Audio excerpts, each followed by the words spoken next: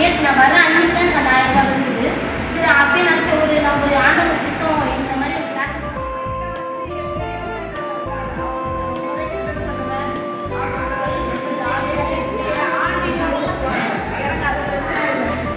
அவங்க ஜாலி நான் வந்தது வந்து எனக்கு ஸ்கூல்லே காலேஜ் லைஃப்பில் நான் வந்து மிஸ் பண்ணேன்.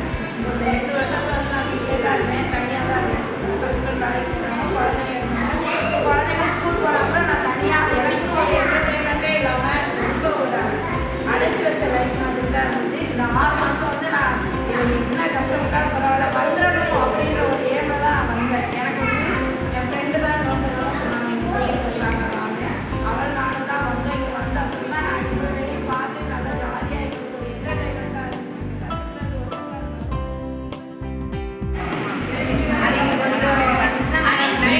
தீபாவளிக்கு பொங்கல்னா அன்னதானம் போடுறாங்க அந்த மாதிரி தெரியலாம் அப்படி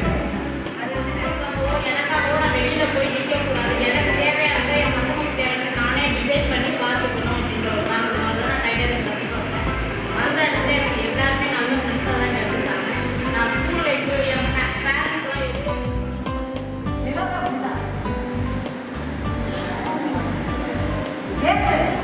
அப்போதான் தைரியம் வரும்.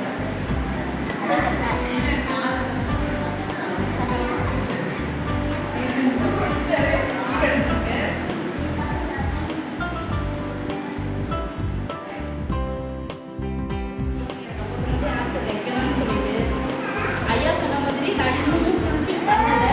அதனால் நான் இன்னும் நிறைய கற்றுக்கணும்னு ஆசைப்படுறேன். அங்கே நிறைய வசதியும் இல்லை. இப்போ என்னோட கனவு தான் இந்த எல்லாமே சொல்கிறாங்க. அவர் முடிச்சும்போது ரொம்ப ஹாப்பியாக இருக்கேன். எனக்கு இப்போ என் கையில் ஒரு பைசா இருக்குது.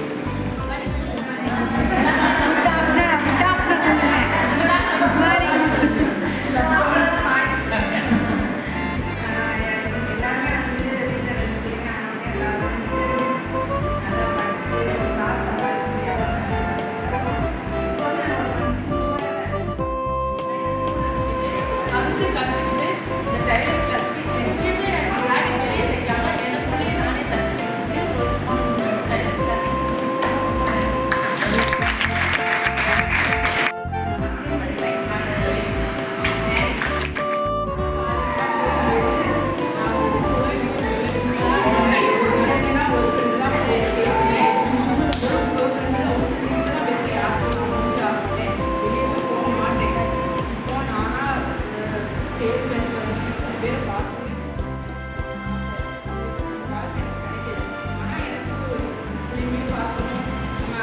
அதுக்கான டைம் எனக்கு வாய்ப்பு கிடைக்கும். ஆனால் இந்த டெய்லரிங் கிளாஸ் இந்த மாதிரி 6 இயர்ஸ் கோர்ஸ் இந்த மாதிரி 3 நாள் கிளாஸ் நானே கேட்டேன். இந்த மாதிரி சொல்லிக் கொடுக்குறாங்க, கற்றுக்கோங்க, நல்லா யூஸ்ஃபுல்லாக தான் இருக்குன்னா எனக்கும் தெரியாது, பேசிக்லாம் தெரியாது.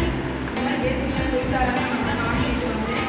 ஆனால் கற்றுக்கிட்டேன், நல்லா கற்றுக்கிட்டேன். ஃபஸ்ட்டு கையிலே கற்றுக்க கொஞ்சம் கஷ்டப்பட்டேன். கையில் கற்றுக்குறாங்களே புதுசாக இருக்கே அப்புறம் நான் நல்லா கற்றுக்க நல்லா இருந்துச்சு. கையிலே கற்றுக்கு நல்ல புரிஞ்சுது. இப்போ ஓரளவுக்கு கற்றுக்கிட்டேன். சுத்தெல்லாம் தைக்கிறது நல்லா கற்றுக்கிட்டேன். ப்ளவுஸ் கற்றுக்கிறது ஒரு 70%.